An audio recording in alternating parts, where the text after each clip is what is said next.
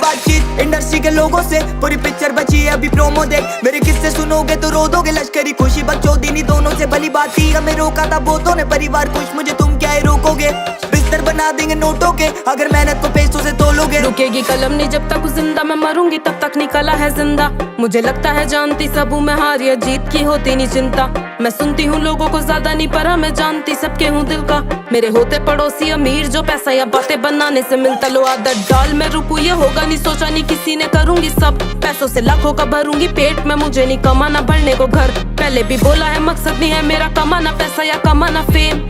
फर्क है मुझे बदलनी है दुनिया और तुम्हें बदलने हैं घर। करने से बातें हो जाती हैं ताजा वो यादें की